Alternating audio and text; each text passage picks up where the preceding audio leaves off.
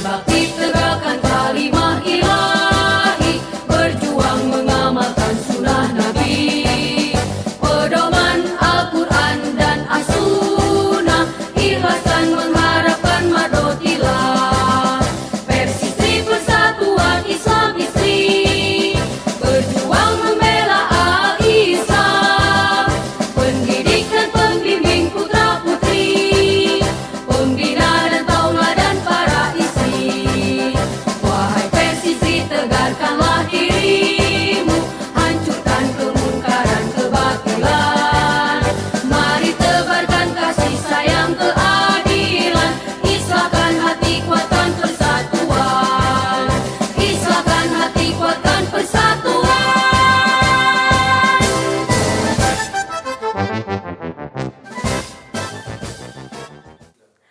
Alhamdulillahilladzi anzalas sakinata fi qulubil mu'minin liyazdadu imanan ma'a imanihim. Asyhadu an la ilaha illallah wahdahu la syarikalah wa asyhadu anna Muhammadan abduhu wa rasuluhu alladzi la nabiyya ba'dah amma ba'du. Ikhwatu iman yang dirahmati Allah Subhanahu wa taala, jumpa lagi dengan saya pada kesempatan kali ini dan masih kita di bulan Ramadan yang bulan penuh berkah, bulan penuh hikmah yang mudah-mudahan kita bisa menyelesaikan Ramadan ini dari awal sampai akhir dan mudah-mudahan kita bisa mencapai derajat takwa di hadapan Allah Subhanahu wa taala. Amin ya robbal alamin. Pada kali ini saya akan menyampaikan materi tentang belajar sabar dalam Islam. Apalagi di bulan Ramadan ini tentu kesabaran kita diuji oleh Allah Subhanahu wa taala.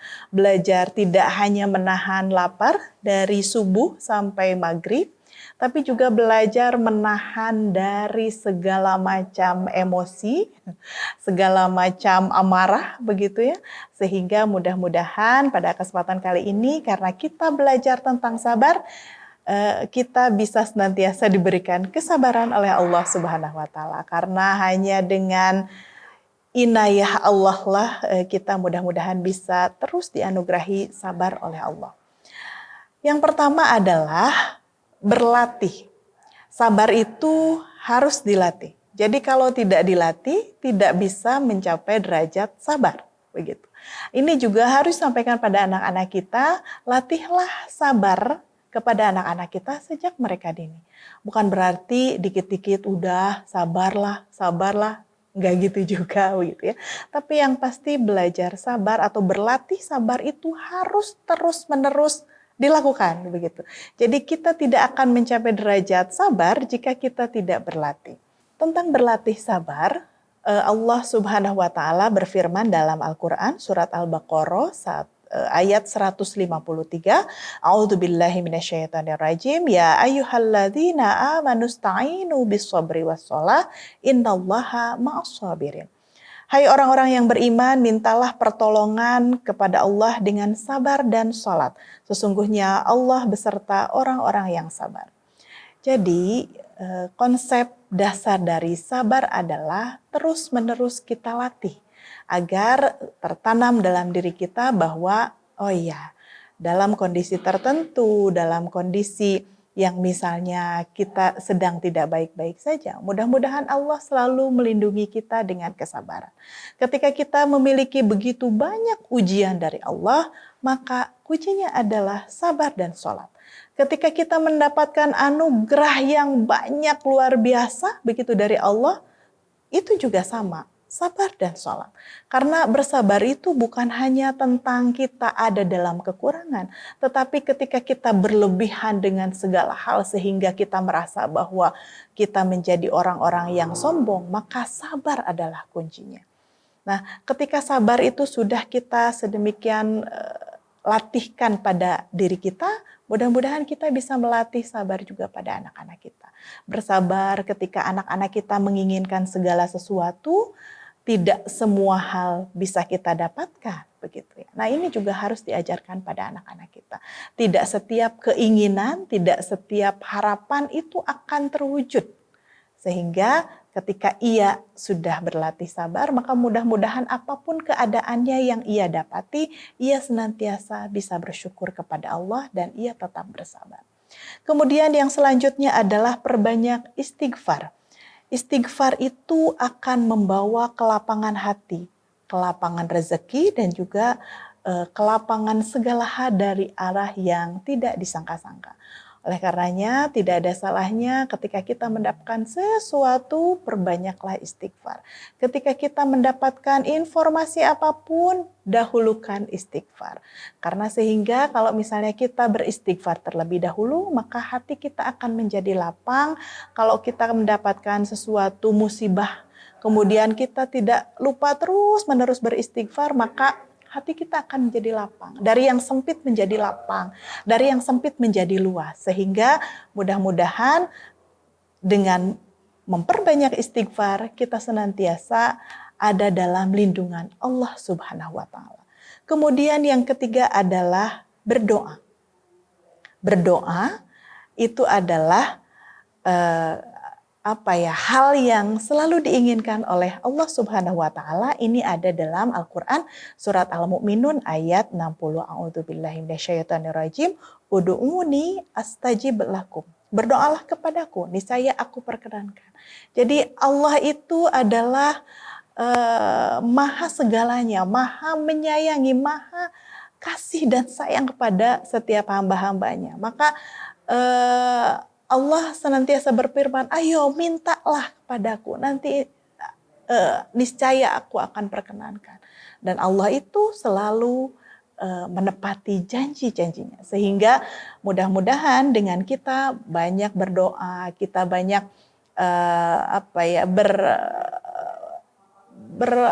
terus-menerus begitu ya menyampaikan berdoa dalam setiap sholat-sholat kita, maka mudah-mudahan Allah perkenankan setiap doa-doa kita. Gitu. Dan Allah semakin senang begitu ya, Allah semakin suka jika hambanya banyak-banyak berdoa kepada Allah Subhanahu wa Ta'ala. Kemudian yang keempat adalah perbanyak syukur. Ingat, tidak setiap orang seberuntung kita. Ketika kita senantiasa mengingat kata-kata itu, ingat tidak setiap orang seberuntung kita. Kita ingat begitu banyak orang yang di luar sana tidak seberuntung kita. Kita diberikan anugerah pasangan, kita diberikan anugerah anak-anak yang soleh-soleha, kita diberikan anugerah bisa makan setiap hari, kita diberikan anugerah bisa bernapas setiap hari, maka syukurilah. Karena tidak setiap orang seberuntung kita. Sehingga kalau misalnya kata-kata itu senantiasa tertancap dalam hati kita, maka insya Allah kita akan menjadi pribadi yang banyak-banyak bersyukur. Nah, ini juga dalil yang sangat populer begitu ya. A'udzubillahi minasyaitonirrajim wa id ta'adzana rabbukum la in syakartum la azidannakum wa la in kafartum inna azabi lasyadid. Jadi Allah berfirman la in syakartum, barang siapa yang senantiasa bersyukur kepada Allah, maka akan ditambah oleh Allah. Ditambah apanya? Ditambah berkahnya. Ditambah tenangnya. Ditambah amannya. Sehingga apapun keadaannya, ketika kita senantiasa bersyukur atas segala keadaan yang Allah berikan pada kita, maka hati kita menjadi sangat-sangat lapang. Hati kita akan yang sempit menjadi sangat luas begitu, sehingga kita senantiasa bersyukur kepada Allah. Dan barang siapa yang kufur kepada Allah, firman Allah, sesungguhnya azabku sangatlah pedih. Mudah-mudahan jangan sekali-kali kita menjadi pribadi yang kufur, yang menolak atas segala apa yang Allah telah berikan kepada kita.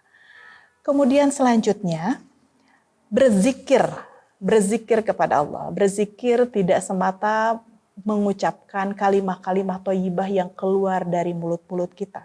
Karena sesungguhnya barang siapa yang seseorang yang senantiasa keluar dari mulut-mulutnya adalah kalimat-kalimat thayyibah, maka ia adalah sungguh orang yang senantiasa ada dalam lindungan Allah Subhanahu wa Ta'ala. Ini ada dalam Al-Quran surat Al-Ahzab ayat 41 dan 42.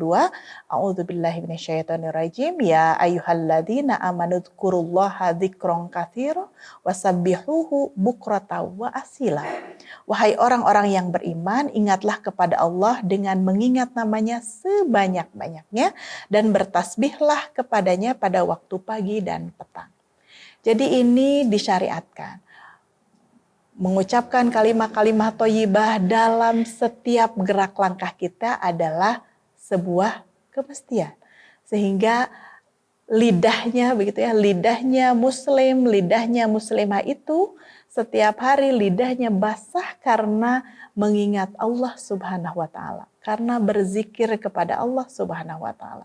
Berzikir tidak hanya lisan tapi berzikir dalam konteks atau dalam makna kehidupan sehari-hari dengan ia banyak berbuat kebaikan-kebaikan. Sekiranya lidah ini hanya akan menyakiti orang lain, maka ia berhenti untuk berkata-kata, ia tidak berkata-kata.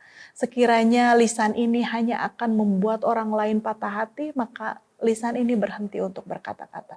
Sehingga yang keluar hanyalah kalimah-kalimah thayyibah, hanya kalimah-kalimah yang bagus, begitu, hanya kalimah-kalimah yang selalu menyandarkan dirinya kepada Allah Subhanahu wa taala.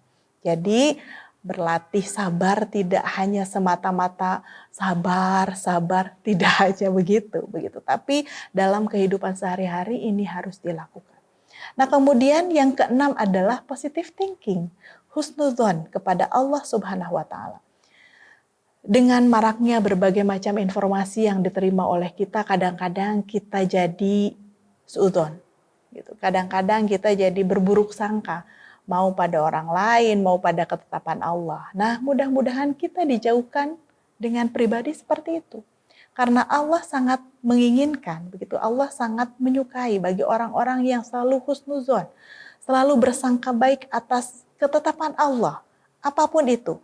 Sehingga kalau ia senantiasa berpositif thinking, dalam otaknya hanya ada pikiran-pikiran baik, maka insya Allah fisiknya juga akan tenang. Fisiknya juga akan sehat. Karena kadang-kadang orang tidak sehat itu karena fisiknya atau karena psikisnya atau karena otaknya berpikir tentang hal-hal yang di luar kemampuannya. Sehingga apapun itu mudah-mudahan terus-menerus berhusnuzon, mau kepada orang lain atau husnuzon atas ketetapan Allah pada kita, maka mudah-mudahan akan senantiasa membuat semangat kita untuk beraktivitas. Kemudian yang terakhir adalah atur emosi. Mengatur emosi bukan semata tarik nafas, buang nafas ya, ikhwat iman sekalian. Mengatur emosi ini sangat baik dalam hal kita mendidik anak-anak kita. Ketika kita sudah pandai mengatur emosi, maka insya Allah anak-anak kita juga menjadi anak-anak yang pandai mengatur emosi mereka. Nah, biarkan ada jeda dalam setiap, misalnya kita menerima sebuah informasi. Informasi itu membuat marah kita misalnya. Nah, biarkan kita menarik nafas, jeda sejenak, kemudian renungkan apa sebetulnya yang misalnya dari informasi yang kita dapat. Nah, sekiranya kita tidak mendapatkan jawaban dari setiap pertanyaan-pertanyaan, maka berserah dirilah hanya kepada Allah. Karena sesungguhnya dengan kita bisa mengatur emosi, maka insya Allah kita akan senantiasa ada dalam lindungan Allah Subhanahu wa taala. Jadi, ikhwat iman yang dirahmati Allah, demikian belajar sabar dalam Islam ini adalah hal yang hal yang harus kita lakukan, begitu, sehingga berlatih sabar, kemudian perbanyak istighfar, berdoa, perbanyak syukur atas apa yang Allah berikan pada kita, berzikir kepada Allah, husnuzon, kemudian mengatur emosi. Mudah-mudahan itu bisa membuat kita semakin sabar atas apa yang Allah berikan pada kita. Demikian yang bisa saya sampaikan. Mohon maaf atas segala kekurangan. Aqulu qouli hadza wa astaghfirullah li wa lakum. Wassalamualaikum warahmatullahi wabarakatuh. Berbakti tegakkan kalimah ilahi, berjuang mengamalkan